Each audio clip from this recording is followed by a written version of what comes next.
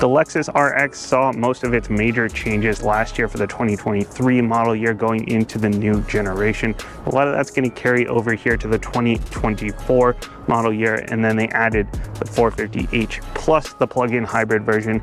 This week I've got the 500h F Sport Performance, which is quite a mouthful to say. But if you watched my NX video, you're going to see a lot of similarities as well as quite a few differences, and this one being the F Sport Performance. This trim level gets you a few extra performance and design bits as well. So as always, we're going to go through this thing from the outside in, talk about what it's been like to live with for the past week. Let's go ahead, take a look.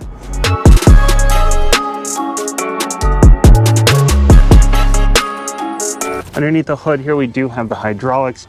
No need to prop up with a stick. Love to see that, especially in a luxury vehicle. Now, 500 in the name here, maybe expecting a big 5-liter V8. This is not a V8, not even a V6. Actually, it is a turbocharged inline 4-cylinder, along with the hybrid system with the 3-motor system. 0 to 60 time is 5.9 seconds. If you're into that kind of stuff, I don't think that really matters too much in the real world, but it is plenty quick enough. In terms of efficiency, looking at 27 city, 28 highway. Not exactly the most efficient when you're talking about a hybrid, but it does have the word sport and performance and 500 in the name. So not exactly going for efficiency here. In the real world, I'm getting closer to 24, maybe pushing it a little bit more than you would if you don't have quite as much of a lead foot as I do. And this is mated to a 6-speed automatic transmission. Depending on which RX you either get an 8-speed, a CVT, or a 6-speed. A little bit interesting to still see a 6-speed kicking around here, just in the age of 8, 9, 10-speed automatics for added efficiency and just being in the power band all the time. But the 6-speed transmission does work perfectly fine in this situation. Just a little bit surprised to see it. And power goes to all 4 wheels with Lexus's standard 3-motor system, where you get the 1 electric motor to sort of get the internal combustion engine going, as well as getting power to the other 2 motors. And then you got the 1 on the front axle working in conjunction with the internal combustion engine, get the front wheels going, and then another one on the back wheels that is completely separate mechanically from the front wheels. Those are not tied together in any mechanical way.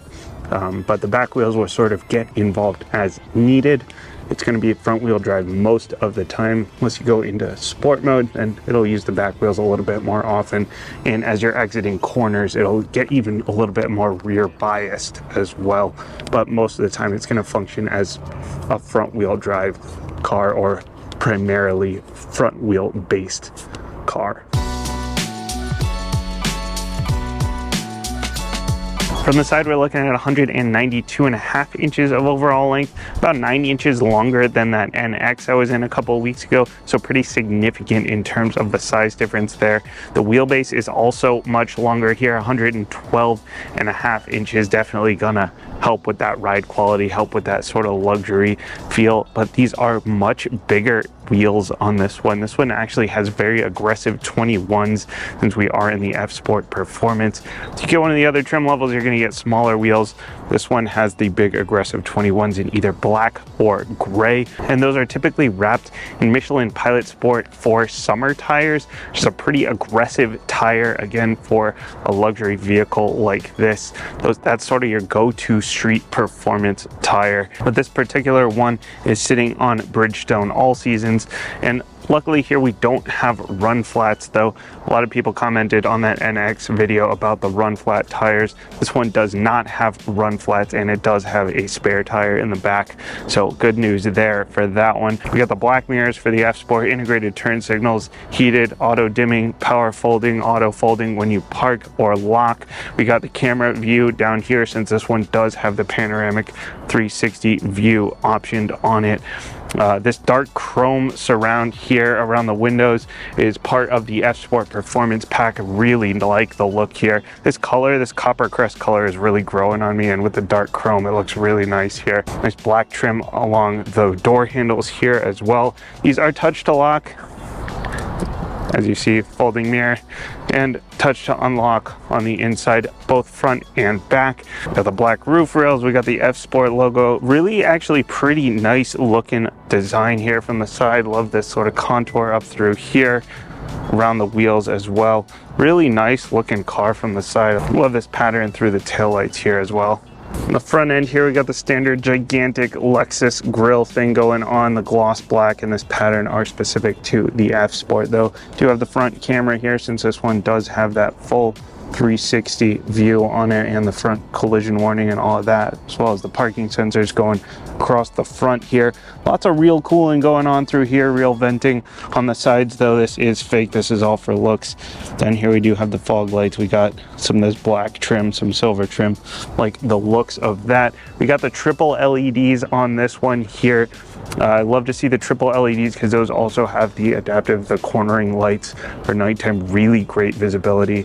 I always recommend optioning those if it's not going to break the bank.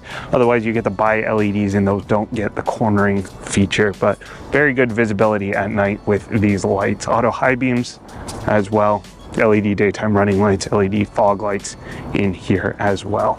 The back end here, they did a great job with this back end with the white and the black and the red on the copper crest. All looks really nice. We got the LED taillights, we got the light bar coming across, we got the floating Lexus badge, the parking sensors going across here. All of this is fake venting, just for added texture. The exhaust is hidden down underneath. So did a great job integrating all of that, making it look really nice and clean. Another thing they did was they hid the rear wiper up in here. So at first I thought it didn't have a rear wiper, then I realized it was on the stock, so I hit that and it just popped down from up above there. So I really like the way they did that to keep this sort of clean back here. And this does have a power lift gate standard. This particular one also has the kick to open option. Really helpful. The other day I was grabbing a bunch of groceries at the kids running around with me, couldn't get the back open, just kick your leg out underneath and it'll open right up.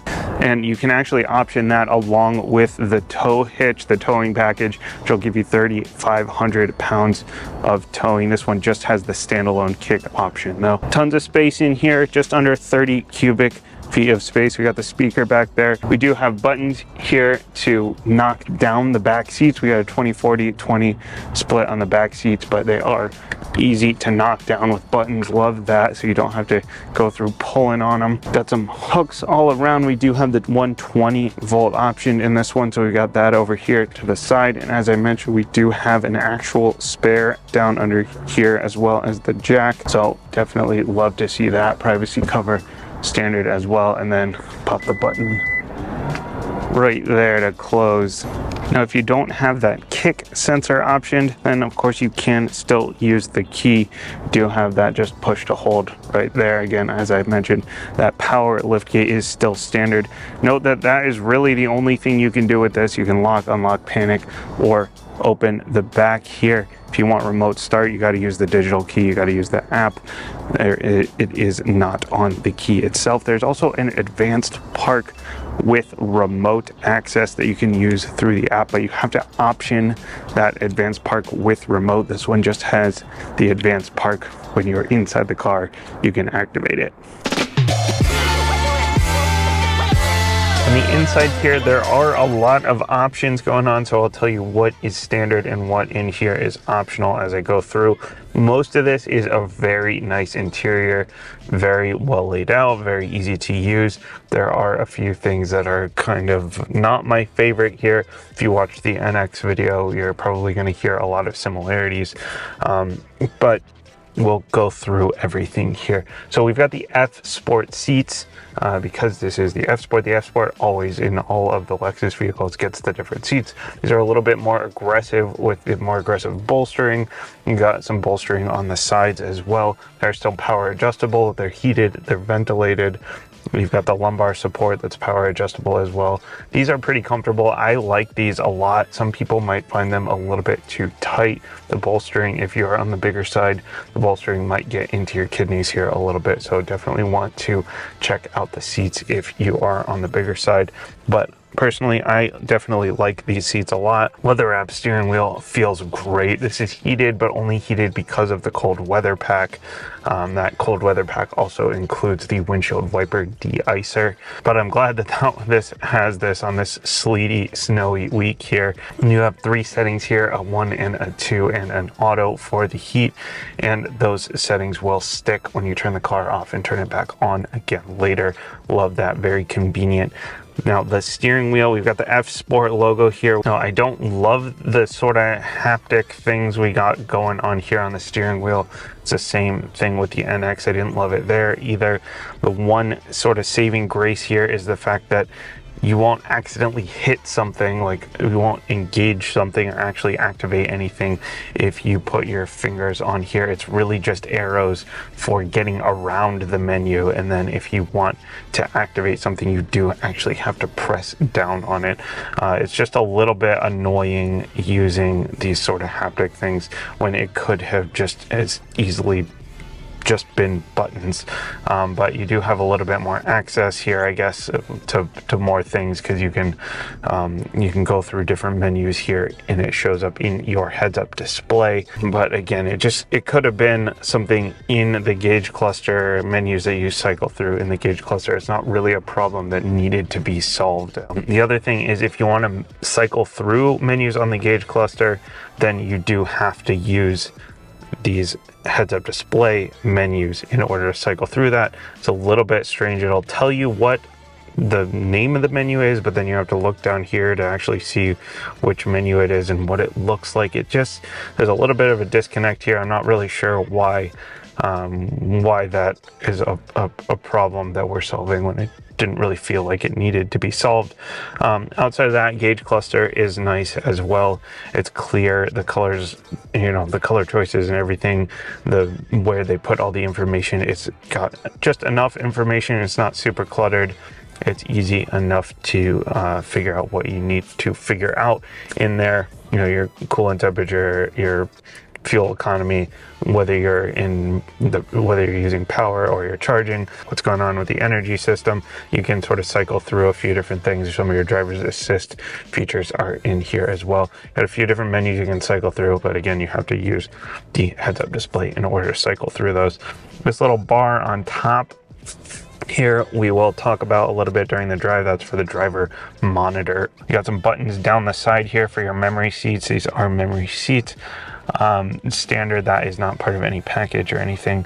You got your button for opening the hatch and opening your fuel, but this is all sort of gloss black over here.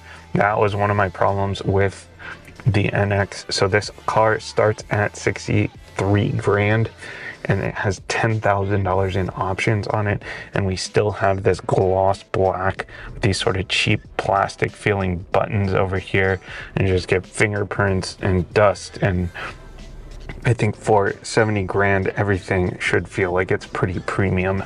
The materials in the doors are nice. They're a little bit hard, but we do have the leather wrapping, and we have this nice suede here, this Alcantara, and the Mark Levinson sound system. That is an option, the 21 speaker Mark Levinson sound system.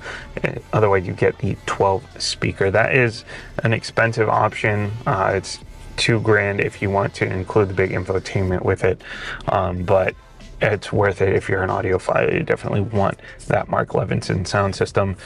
Some sort of soft plastics up here I'm on the fence about, but at least they have a little bit of texture and they're not going to bang you up if you hit against them.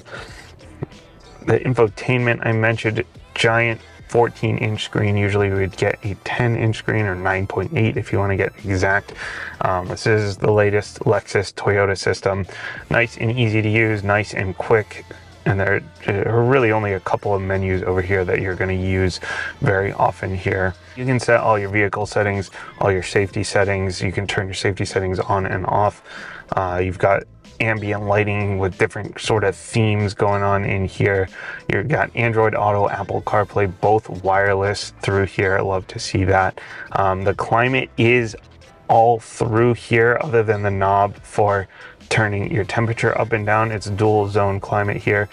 I don't love when automakers start burying the climate into the infotainment, but at least everything that you would need on a regular basis is available.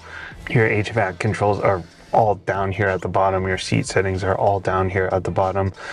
Like it even, like there's an eco heat cool you can turn on and off, and then you've got a button for your quick access menu here, which just has a lot of things that you might need more often. It's just sort of, you know, there's more than one way to skin a cat. There's more than one way to get to every menu. The only thing that's sort of, you know, if you're someone that wants to switch through your drive menus, you do have to go into here and go into your drive mode. It is the first option in the list, so at least, you know, there's that. You can switch through the drive mode there fairly easily, but it is multiple clicks to get to your drive menu, especially if you're in Android Auto. Then you got to get out of Android Auto and then click on the vehicle and then go into your drive modes. It just, I missed the easy button, or the easy switch to switch drive modes. You've got you can watch your all-wheel drive system through here.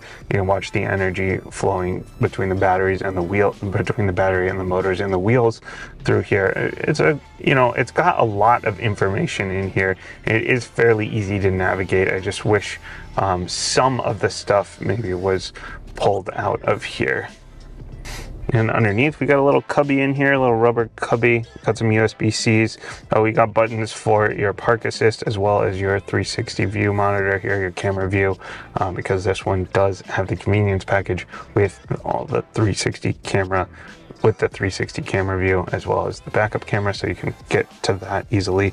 Again, another one of these cheap sort of plasticky buttons. And then underneath this compartment here, we got the sort of brushed aluminum look.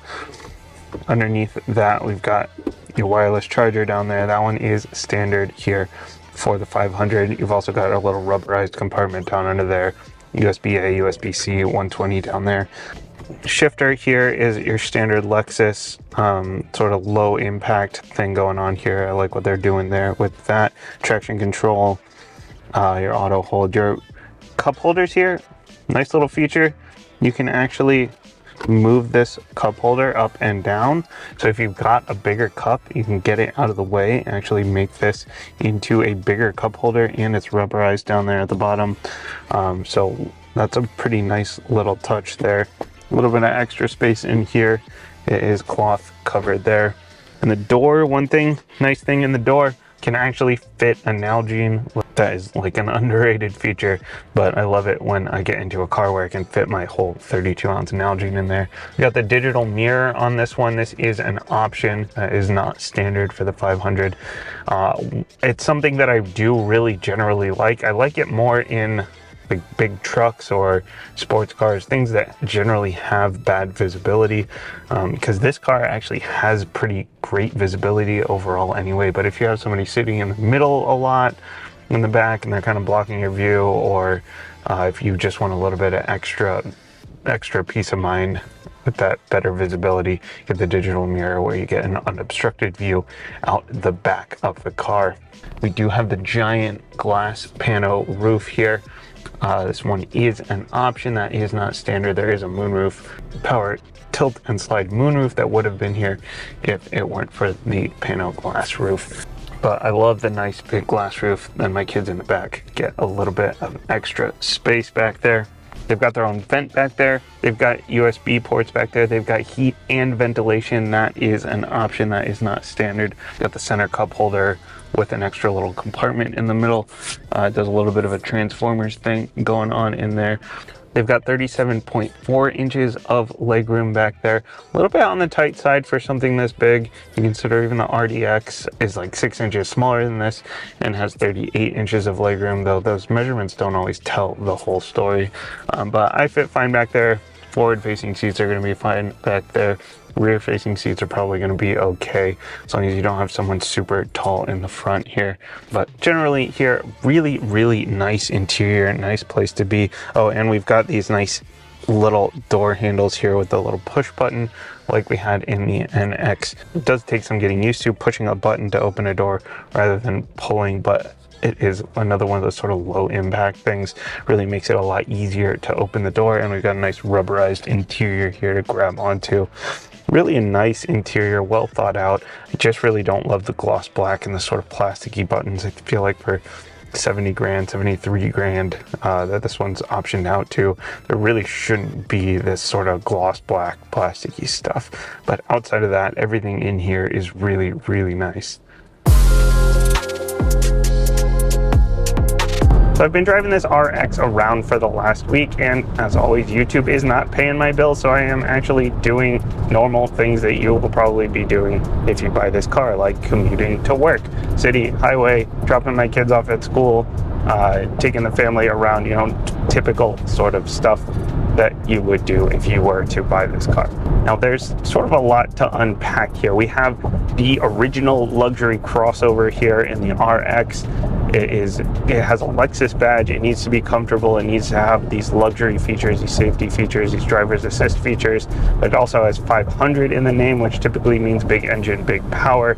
Also has performance in the name of the trim level and sport. So it has to do sort of the sporty thing well, and it's on these big 21s. A lot of these things sort of work against each other, but as an overall package, it really does work together pretty well here. I'll sort of break this down. So it has 500 in the name, but it's not a big 5-liter V8 here. It's not even a V6. It's actually an inline 4-cylinder, and it is turbocharged though, so that does give you a little extra push. Plus, it is a hybrid system. You're not gonna be really wanting for power unless you're taking this thing to the track, which probably not, but if you are taking it to the track, then I'd love to see the videos. But it has the typical Lexus system here with the hybrid all-wheel drive, where you have the one electric motor to sort of get the internal combustion engine going and help feed the other two motors. And then you have one electric motor working with the internal combustion engine.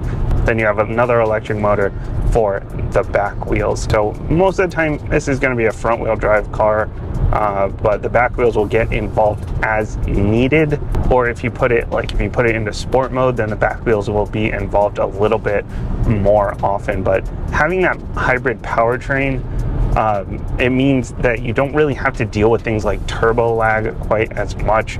Here, like, you hit the gas pedal, and instead of waiting for the turbo to spool up and then getting this shove, then you get the power right away from the electric motors.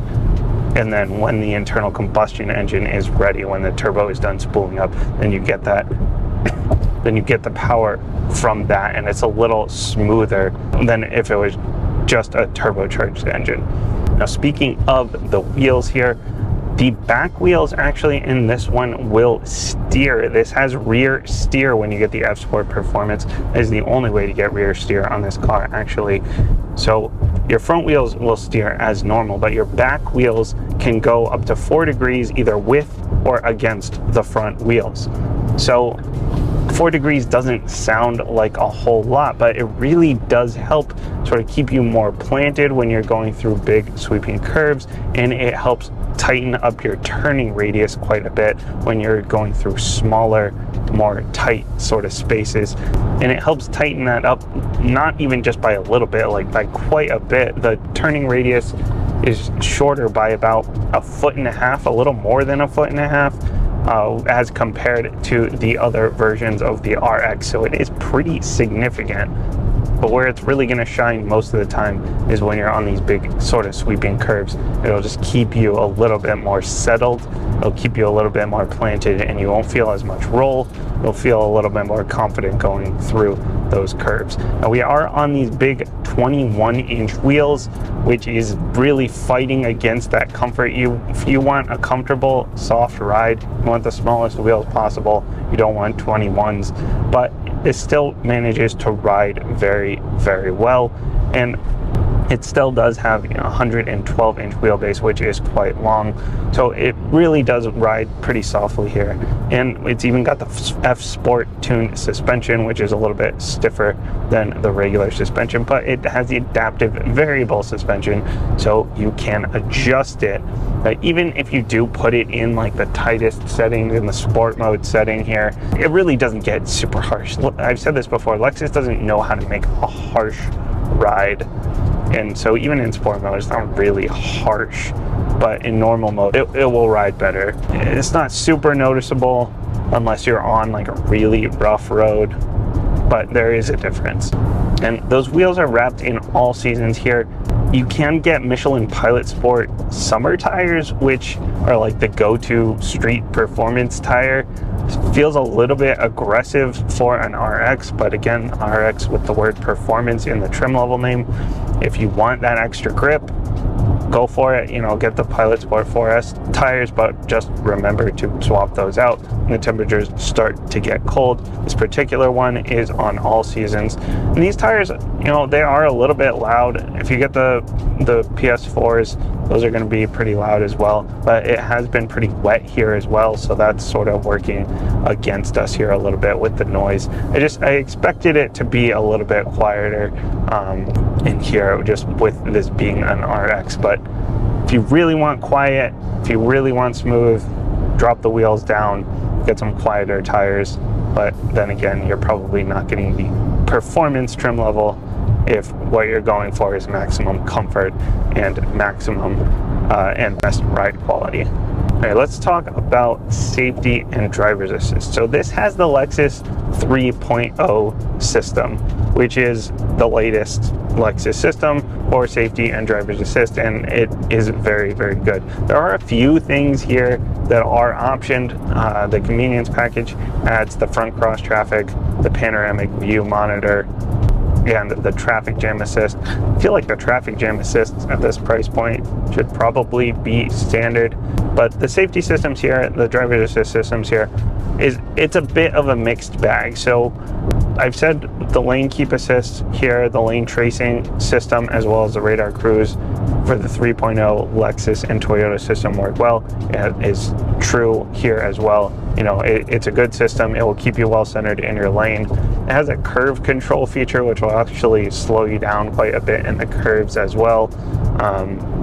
Maybe a little bit too much in the curves, but overall it's a good system. It's nice to not have to worry so much about doing the little micro adjustments in the center of your lane, especially if you're getting distracted by someone, kids in the back, whatever it is, and not having to do the pedal adjustments here when you're getting up close to someone. So that radar cruise really does work very, very well. There is a driver monitoring system, so let's get into the stuff that's a little frustrating. So the driver monitoring system is a little bit overbearing. A camera right here above the steering wheel. So if you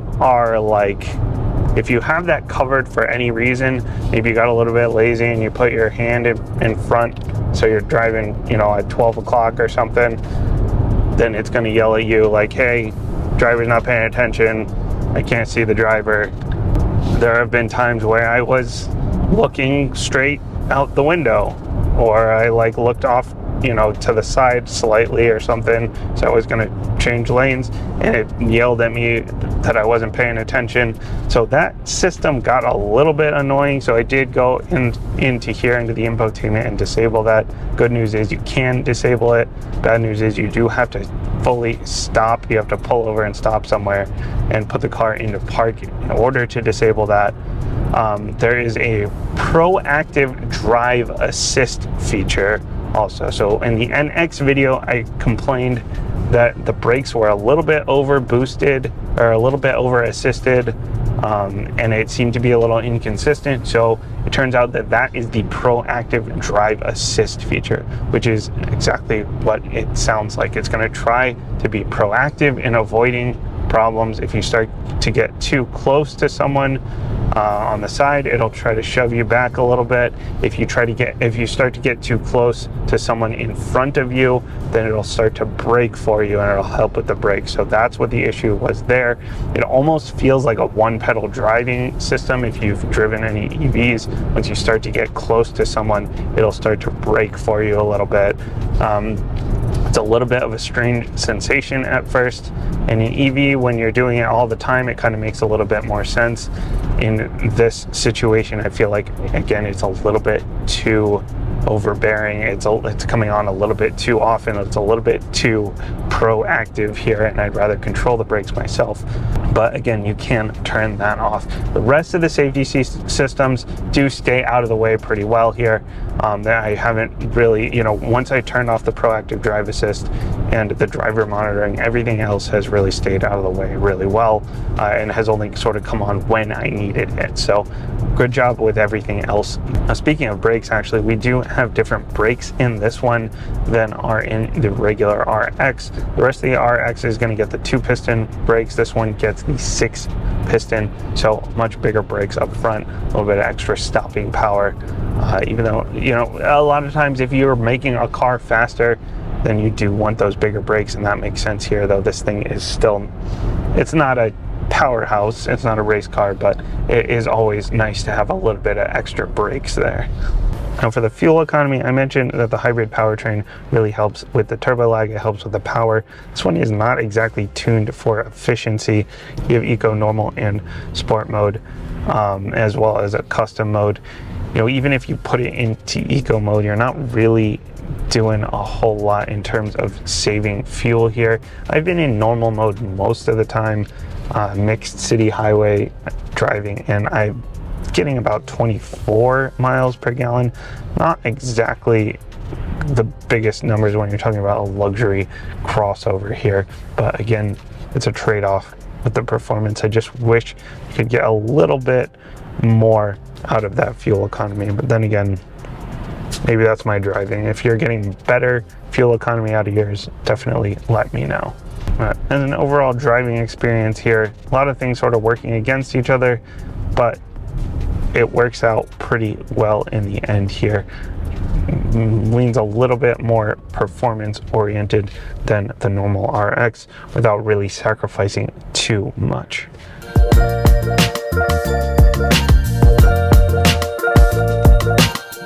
At the end of the day here, we have a very nice luxury vehicle, definitely deserving of the Lexus badge. It just has a few things sort of working against each other with the F Sport, with the big wheels here. The F Sport tuned suspension sort of goes against that luxury vibe going on. I do wish that you could get all this black trim, this dark chrome trim, and some of these styling elements with the smaller wheels and the rear steer. It's really that rear steer would be great to see on like the luxury or the premium trim level here. But outside of that, some of the driver's assist features, some of the safety features did get in the way a little bit, but you can easily turn those off, and the rest of those features work very, very well. Great sound system, optional here. They do nickel and dime you a little bit because you do have to sort of build everything out. This one is a $63,000 car, optioned out to $73,000, but that does also mean that you can sort of customize and pick and choose things a little bit more. So overall, very, very nice vehicle. Definitely one to consider if you want something that's very luxury oriented here with a little bit of extra oomph to it and some nice design elements going on. As always, let me know if I missed anything, if you have differing opinions. If you have the same opinions, let me know down in the comments below. Hit the like, hit the share, hit all the YouTube things. That really does help me out quite a bit, and hopefully I will see you next time.